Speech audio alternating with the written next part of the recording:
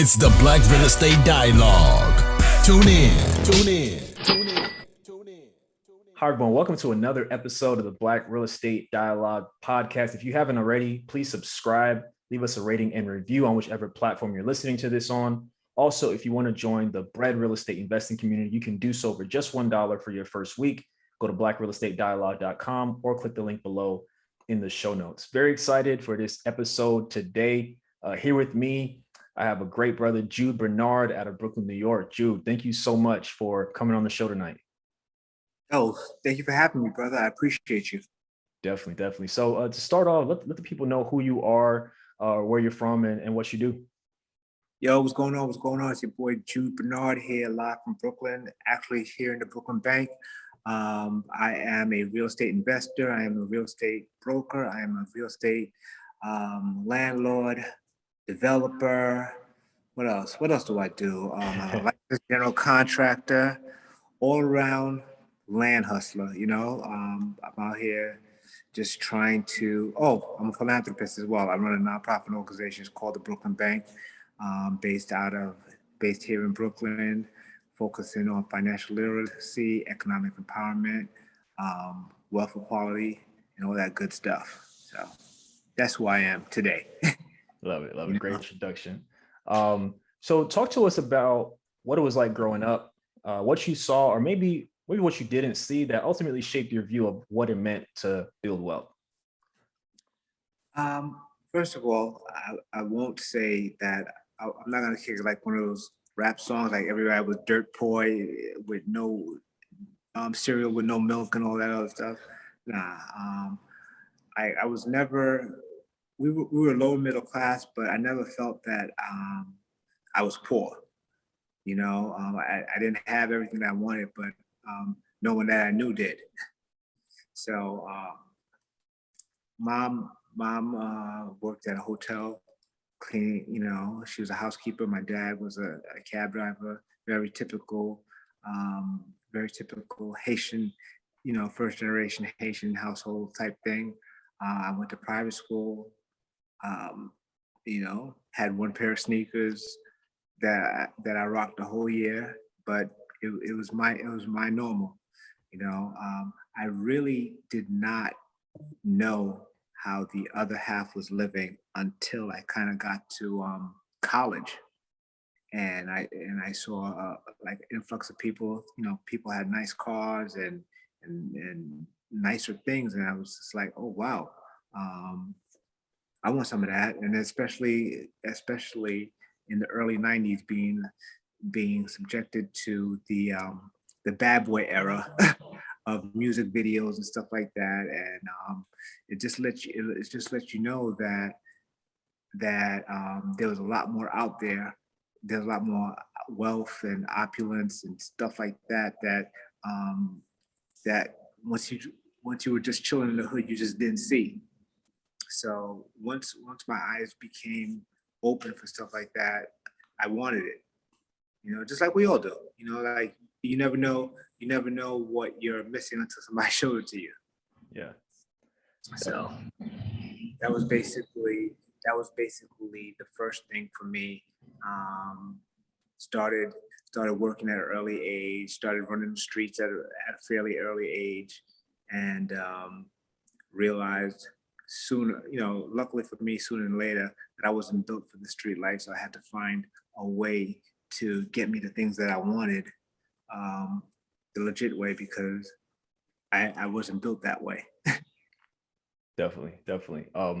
So talk to us about real estate. You mentioned, seeing certain things as you were growing up, and you kind of saw a glimpse of, hey, there are people living a little better. You went to college and you saw different things. What was it about real estate? I imagine you probably could have went in a number of different directions, but tell us about, why you decided to start in real estate at a certain point. Well, I came into real estate just looking for some supplementary income.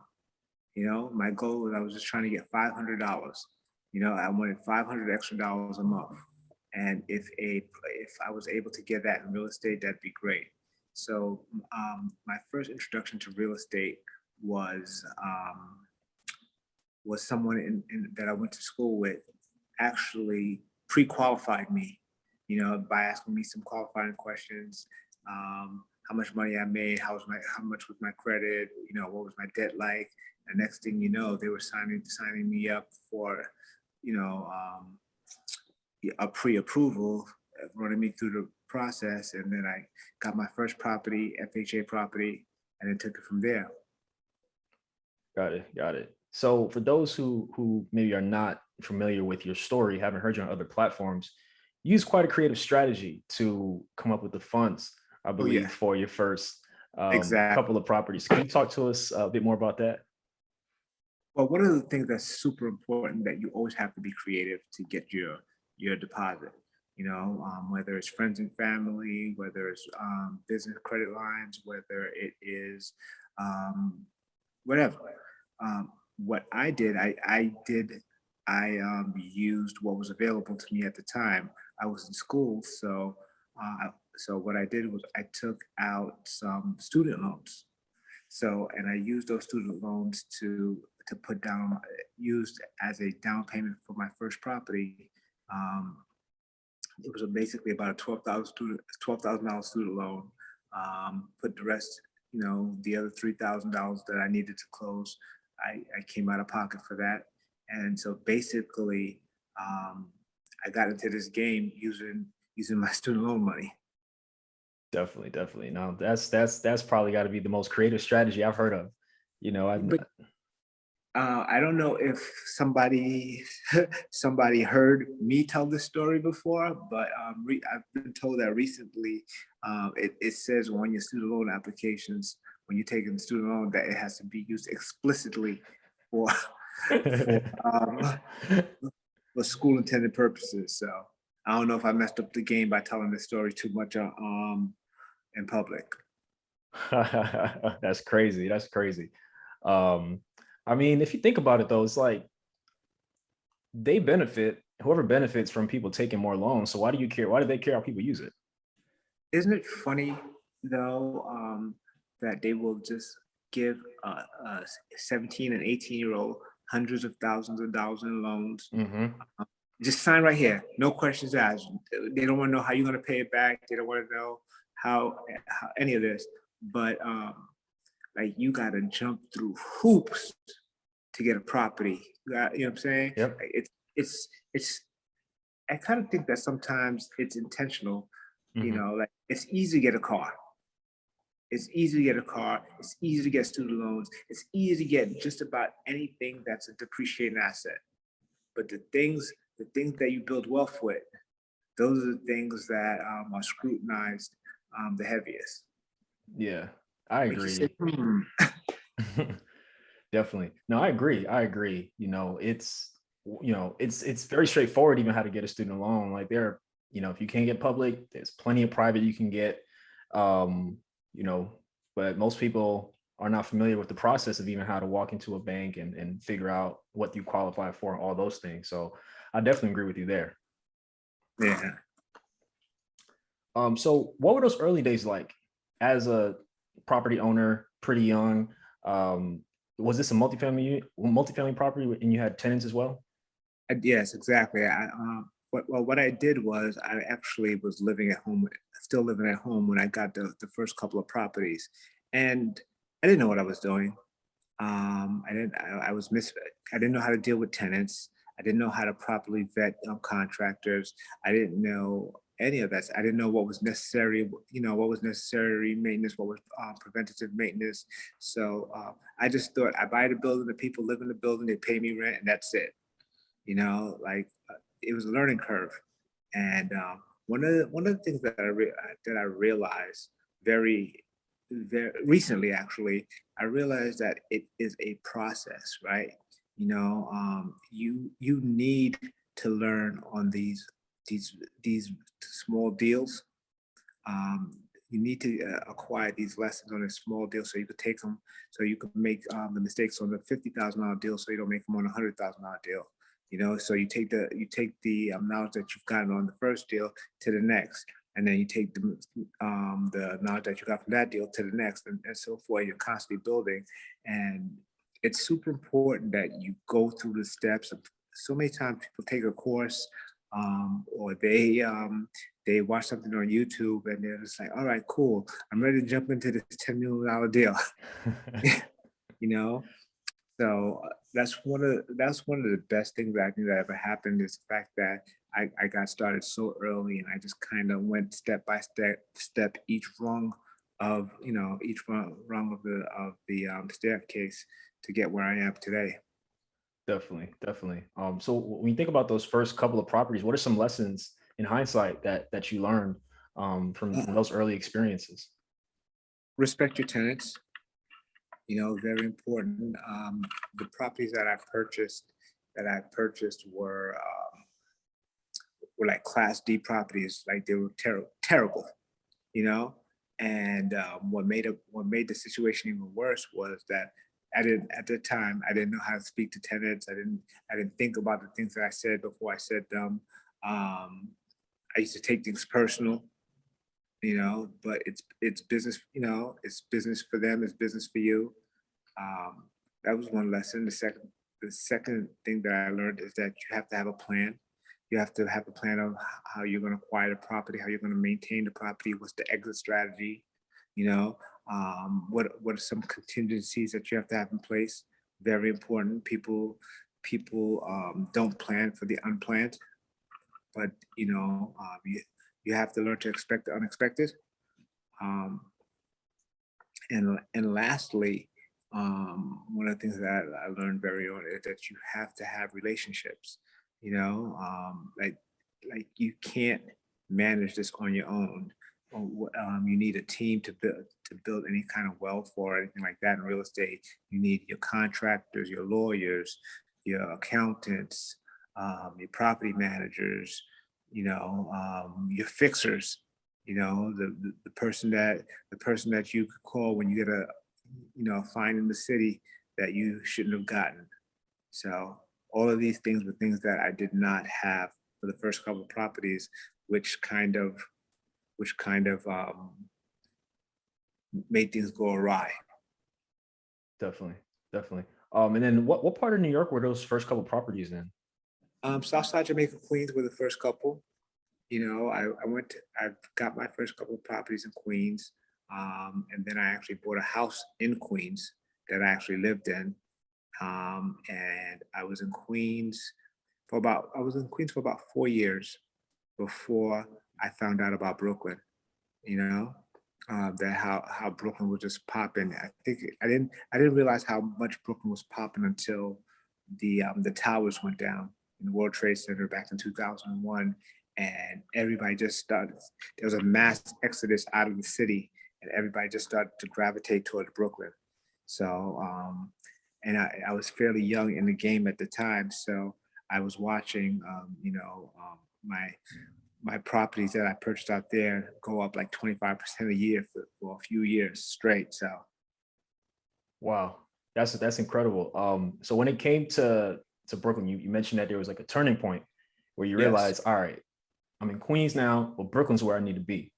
So talk to us about just the process, like just from that point, you're like, all right, this is where I need to be. How did you then navigate and figure out like where in Brooklyn you wanted to invest, like what the deals were looking like? What was that like for you?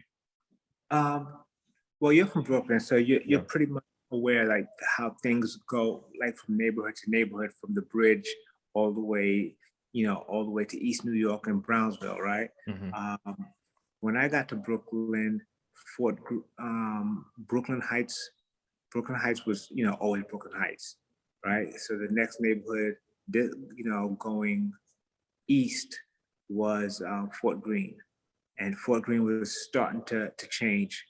Um, so Fort Greene was starting to change. So I got in. I got in when Fort Greene was popping. Like all the bars were opening up, things were gentrifying. So you could actually just see that. You could just see the difference.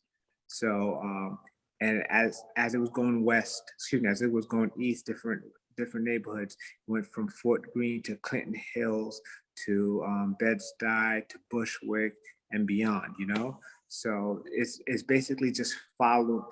It's just like a bomb that drops and it's just kind of exploding. So and I'm sure no matter where you are, in the world, it's like that. There's always a hub that everybody is centered at, and then it's just around the perimeter. And if you can't afford to be in the center, you can kind of wait.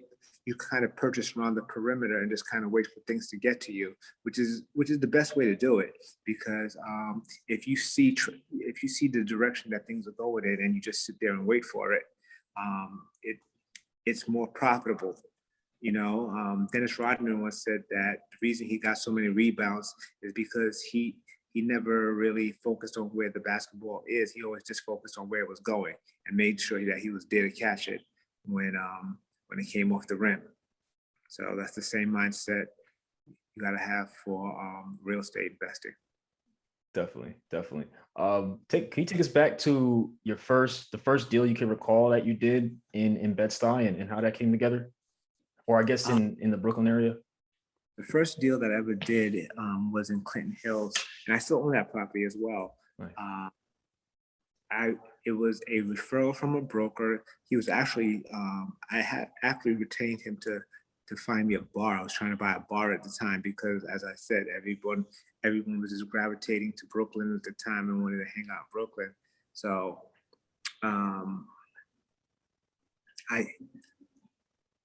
I was working with this guy looking for a bar. He hits me up. He says, "Hey, I have a deal for you," and it was the property was like $400,000, and I just needed 10% down at the time. So I jumped on it, gave him 40 grand, and a year later, the building next door became available for like $460,000. So I jumped on that, and those became like the hub of my properties in Brooklyn. And since then I've just kind of been building around them. And again, this is like in 2002, 2003. Those properties that I purchased then have like 5x to 5 or 6x by now. So Wow. yeah. And it's crazy because, like, growing up in Brooklyn, right? Like, I remember, when I was growing up, you didn't really hang out downtown that much because it wasn't that much to do. Like, it wasn't built out yet. They didn't have Barclays, all the restaurants, all the bars and stuff. But it's crazy, just like over the last 10 plus years, just how it's a brand new place. Like, the church I grew up in was in Fort Greene. We ain't walk far from it because it just, you don't know what might happen. But now people walk freely. You see a lot of different people in the area, like amenities and all types of stuff. It's like it's night and day, man. Tea houses, yeah, and organic muffins, coffee shops, and all this stuff, man. Back then when you were purchasing, would you say that's when the shift started to happen, or that was even before like the drastic change we see now? At what stage do you think the gentrification was back then? Oh nah, gentrification started happening like I would say like 95, 96. Wow. I would say as soon as crack started to die down, because it was bad. Remember, Fort Greene was really bad, you know. But as soon as they started to clean up the city and started getting the drugs out, that's when people realized that, hey, there's a nice view of the city right from over here. Wherever there's water, there's always going to be opportunity. Whether it's whether there's a river, a lake, a beach, So we had that. We had the Brooklyn waterfront down there, so it was only a matter of time before people developed it. Definitely. So as you kind of grew your portfolio in the Brooklyn area, were you just targeting like certain areas and certain blocks, or was it as simple as, if the property's in this neighborhood, I want it? Like, what was your kind of criteria like? Yeah.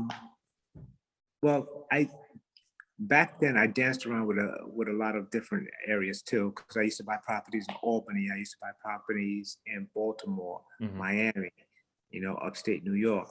I stopped doing that over the last decade just to focus in the area that I knew well. So I decided to stay here in Brooklyn. Everything is basically in a 2-mile radius. So I like being able to pretty much drive all around and just see my properties in one shot. Got it. That makes sense. That makes sense. And at that time, I guess early mid 2000s, were did you feel like a lot of people were coming in and buying, or that was kind of like the stage where it was still building up? It was still building up. Got It it. it was still building up, and it was growing really really fast, and until it wasn't. Until 2006 to 2008 hit, when the market just took a dump, and everything fell apart, and people basically had to rebuild again. Definitely. I myself, got hit hard by being over leveraged, and not being able to justify the rents and stuff like that. So not Definitely. being able to sustain the rent, excuse me. Got it. Got it. Can you talk to us more about just some of the things you went through during that period of time? Well, think about COVID times 20, Wow. financially at Wow. least. You know, around that time, like, as long as you had a pulse, you could get a mortgage, if 110%, 120%. That Yeah. you go to a closing, you don't bring money, you just leave with money instead. And myself, just like a lot of Americans, got over leveraged buying properties that didn't cash flow property, but everybody was just under the impression that, hey, all I have to do is buy it, and then in a year it's going to be worth twice as much, and I'll be able to sell it then. Just like Newton's law, though, what goes up must come. Must come down. Exactly. So I didn't factor on that. So I ended up holding on to a lot of properties that were upside down and over leveraged when the market came crashing down. So from that, I had to pretty much take a time out and reorganize. Got it. Did you end up having to sell some properties at that time? No, Okay. I by the grace of God, and although I had so many properties in foreclosure at the time, I ended up just modifying, renegotiating, or paying myself out of it, and I didn't lose not one. You know, Wow. Wow. That's but amazing. it's yes and no, because at the end of the day, you're always going to do well at whatever you focus at, right? So my focus was just to concentrate on the real estate side of things. Make sure that I don't lose anything. But what I didn't realize is that I gave up, like almost a decade of my life working super hard to keep stuff. So it cost me as far as relationships, as far as personal goals and other stuff like that. So it's a balancing act. So you always got to make sure that you are very mindful how t- how of what really matters. You know, it's it's not a it's not a it's not just a phrase when they say you can't take it with you. Yeah. Definitely, definitely. So I mean, I think it's great that you're able to figure out a way to hold on to everything.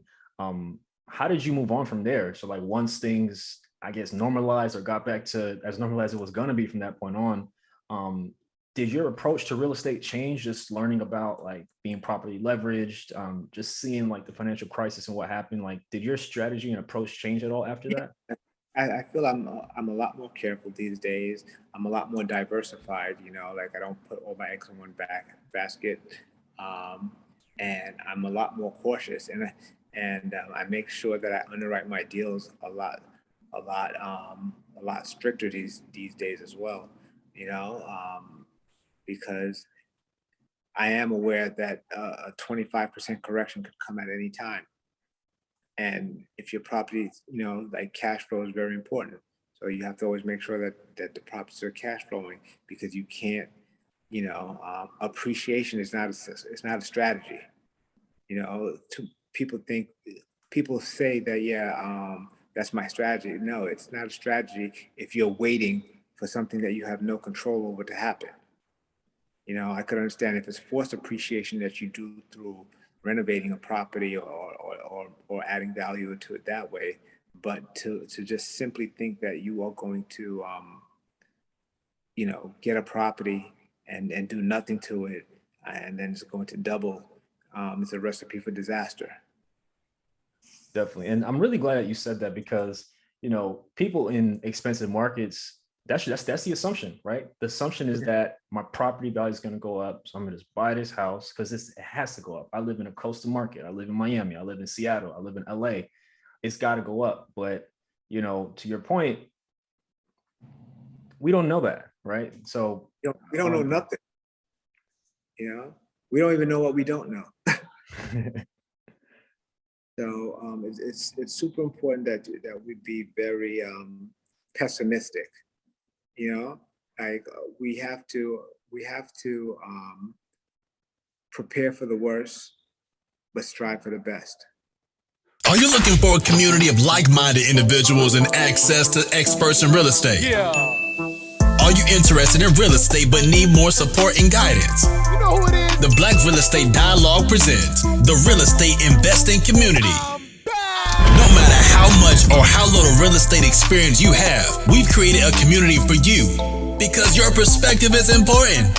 All right, tell me, where's the number one place where you can do Q&A with experienced guest speakers 2 times per month? How about unlimited access to past guest speakers' recordings? What about a private Slack channel to engage in daily discussion with everybody in the community to share resources and support each other? Head on over to blackrealestatedialogue.com. That's blackrealestatedialogue.com. It's the real estate investing community presented by the Black Real Estate Dialogue. Come join us today.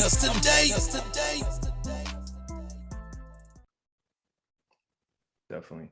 I love it. And you mentioned that, in addition to being an investor, you're a licensed contractor, you're a broker, developer. At what point during your real estate career did you realize, I like investing, I know how to do this well, but I also want to touch these other areas of the real estate business? Can you talk to us a bit more about that? Well, you got to control the bag, right? And you have to always you have to amplify the opportunities, because by wearing so many hats, I could look at a deal with many different lenses, because the play might not be to buy it. The play might be to represent the owner as a broker, or the play might be to fix the house for the seller so that they could get a better value for it, or the play might be partner up with the seller. I bring the know-how to force the appreciation through renovation, and then we'll split the profit. So there's plenty of opportunities. There's plenty of things that you can do when you wear a bunch of different hats. The landlord hat gives me consistent cash flow every month over month. Definitely. In your opinion, do you think it's important for people to try to, who want to invest, to try to learn how to do one other thing to kind of keep it in house or to increase their knowledge? Like, what are your thoughts on that? Do you think people should focus on one lane or try to learn as much as they can? No, I think people should just put their heads in the sand and just not learning anything at all. No, it's super important that you are aware and you learn everything, even if you choose not to do it. But you need the information. You know what I'm saying? Like that's basically how you are going to eat, is by having information. The more information you have, the better you're able to look and see things. I'm a firm believer that the way you make money in this business is by being able to see things that other people can't see. So people are looking at what it is, and you're looking at what it could be and what it could sell for, what it could be worth, or what's coming here in XYZ. So the only way to sharpen and hone that skill of perception is to basically is to basically um, get as much information and learn as much as possible. Definitely. And something you mentioned before, you just mentioned seeing things people can't see. You also mentioned before some of the indicators that you saw that led you to believe and be right about the areas of Brooklyn that you wanted to invest in. Is there any general advice you would give to somebody who's maybe in their city, wherever they are in America, or even maybe not? What are some things they should look for if they're trying to figure out, you know, this is the kind of place that I want to invest in? Um, well, one of the things that I learned is to always pay attention to what doesn't belong there, right? So I remember one day, I was on the corner of St. James and Fulton. There's about 30 guys outside, and everybody's rolling dice, and there's 40s, and there's blunts, and it's just like a hood rap video going on, and there's a couple hundred dollars on the floor. People are rolling dice, and here comes a blonde hair, blue eyed girl who runs right through the cipher and kicks the dice because she's jogging. She has her headphones on, and she's totally oblivious to like what's going on over here. And everybody just like stopped and froze, and it's just like nobody believed what just happened. She just kept going like nothing happened. And like a minute later, everybody went back to doing what they were doing. But I saw that, and I was like, yo, that wasn't right. Like, that's crazy. But what happened was, I realized that at that moment she felt safe because it was now her neighborhood. Everybody who was there, they didn't even realize that they had already lost the neighborhood. That's Wow. when I started looking around, and I saw, oh wow, look at that one gourmet coffee shop, because that's how it always starts, with just like one thing that's out of place. So it's super important that you sharpen your skills of perception, so you can see that thing that's out of place. Definitely. I love that. Love that. So, of course, those who are catching the video of this can see a vault behind you. They can see the picture of Biggie behind you. Talk to us about the Brooklyn Bank. Oh man, Brooklyn Bank is my give back. The Brooklyn Bank is a nonprofit organization focused on financial literacy, economic equality, and wealth building. Our big push is to bring the information to the people. You see this, the vault behind us. It's not a vault where you store money, but it's something more valuable. We store information there, and we try to give it out as much as possible, whether it's through our social media, whether it's through going into the schools, whether it's through inviting people in here, just basically letting people know about all the fundamentals of wealth building, whether it's literacy, whether it's real estate, small businesses, entrepreneurship, crypto, stocks, insurance, trust, all the things that I didn't formally learn growing up, and I missed opportunities to get a head start. Those are the things that we're trying to impart to the community around us through the book, through using Brooklyn Bank as a vehicle. Love it. Amazing work. Amazing work. Is that a building that you purchased as well? Yes, I did. I purchased this building a few years ago. I saw it. It was it was falling apart, and I fell in love with it, and I just kind of, gave it a little love, and then I opened it up to the hood, so that they come in here and use it as a place where they, can get something out of. Amazing. Would that be considered like a commercial property? Yes, it is. Got it. Got it. You Can know, you? and anything anything more than 4 units, or with no residential, is always considered commercial. So financing that is is always financing that is always a little bit more intense. I heard you mention something at the beginning of the show about the bread. What's that? Oh, so we have a real estate investing community. Basically, it's like a subscription group, and we have different people, mostly people who are on the show, come and teach on like a topic of their choice and their expertise, and people get to ask some questions and stuff like that. So we have sessions like a couple times a month. So it's Oh, pretty dope oh, community. oh, sign me up. Oh, cool. Yeah, we'll definitely have to get you on the calendar, man. Yeah. Appreciate that. Appreciate it. Yeah, we can definitely talk some more about that. Um, But yeah, that's amazing, man. So can you talk to us about like most people are kind of geared towards residential, right? You know, your house hacking, FHA, all those things. But you did mention commercial, which we haven't really had many guests on the show who have that kind of experience. So can you talk to us about the difference, some of the key differences between like residential deals and like a commercial deal? Well, the sweetest thing about our commercial deals is that you don't use your own personal income to qualify for it. So it's basically buying an asset that's already producing money. So that's one great way of looking at of great way of purchasing real estate because um, too many times like when you're buying a one, two, three, or even four family, you have to personally qualify for it. When you're buying a commercial property, all you have to do is have your down payment and the property will set itself up. Of course, you have to have the experience to maintain it, but that's a given. Definitely, definitely. Got it. Got it. That's dope. So what does the future look like for you, just in terms of like your investing and all your future endeavors that you have in mind? Well, with the Brooklyn Bank, I'm just trying to take it to the next level and just try to touch as many more people as possible.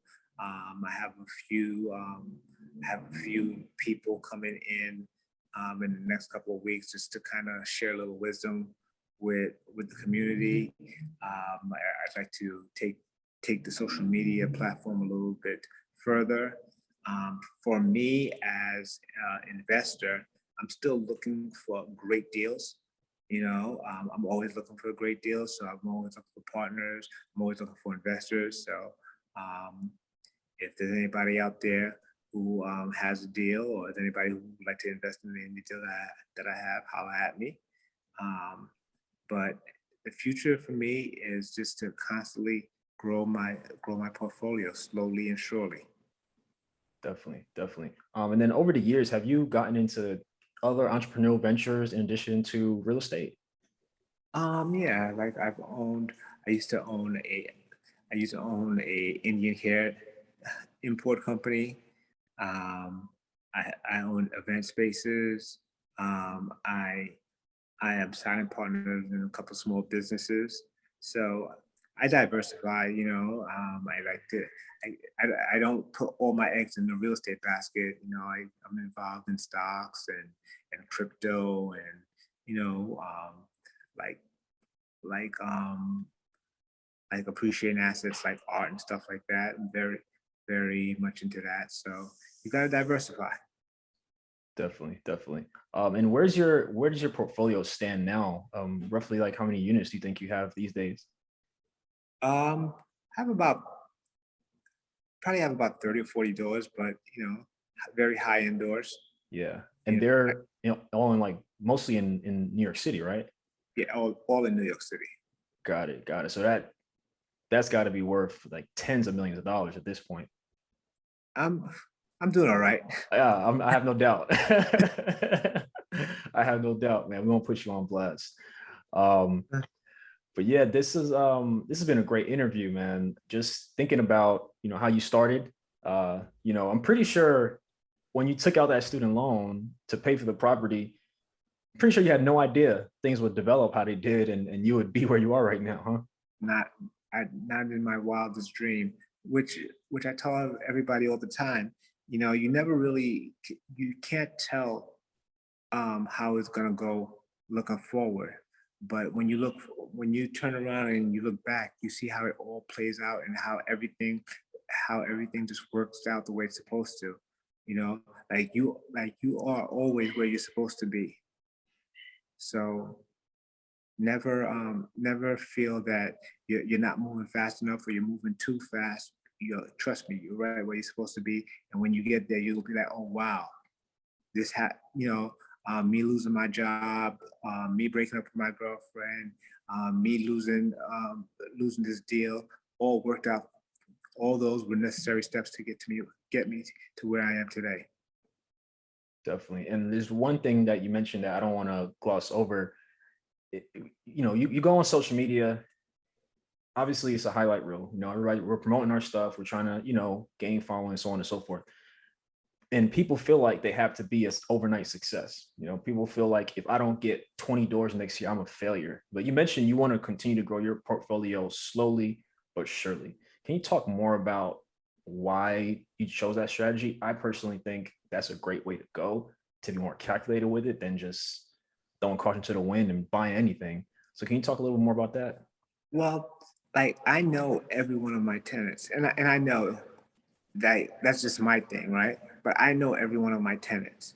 I know what they look like. I know what apartment they are. Like when I get the text message from them, I know exactly who they are, and that's important to me, because as I said, it's a learning process. Every deal is preparing you for the next deal. So if you are trying to make it all happen all at once, you're gonna miss steps. And if missing a step at the wrong place, it will have you falling flat on your face. Definitely. You heard it here, folks. So are there any last words you share with the people, maybe new investors, people just trying to get started in this real estate game? What are some words of advice you would give to those folks? One of the things that I would definitely want to advise people on is to build the relationships, right? And when I say build the relationships, I'm not just talking about like reaching out to the people who are up here. You should also try to build relations with the people who are at eye level with you, as well as the people who are coming behind you, because those are the people that you could provide the most value to, and they are willing to provide the most value to you. So the relationships is super important. I can't stress that enough. Everybody that you speak to should know what you're doing, and should be an asset to your organization. And yes, you do have an organization, even if it's only you. Love it. And then where can people find you? Where can they follow what you have going on personally, what the Brooklyn Bank has going on? Let us know where they can follow you at. I'm on IG, Mr. Jude Bernard, Mr. Bernard. I have a website that's coming up, judebernard.com, should be up in November. And that's pretty much it. Awesome. Appreciate you coming on the show, Jude. Great story that I know people will find a lot of value and inspiration out of. So definitely appreciate you. I appreciate you as well. Definitely. Thank you everyone for listening to another episode of the Black Real Estate Dialogue podcast. If you haven't already, please take a moment to subscribe, leave us a rating and review, help us get up in those rankings. We really appreciate it. Also, if you want to join the Bread Real Estate Investing community, you can have a 7-day trial for just $1. Check out the content. Jude will be on at some point, so you definitely have an opportunity to talk to him some more and learn more from his insight. You can join for just $1 at blackrealestatedialogue.com or go to the link in the show notes. Thank you all so much. I look forward to hearing from you all soon. Hi everyone, Sam here from the Black Real Estate Dialogue. Make sure to hit that notification bell and that subscribe button, and to visit us at blackrealestatedialogue.com.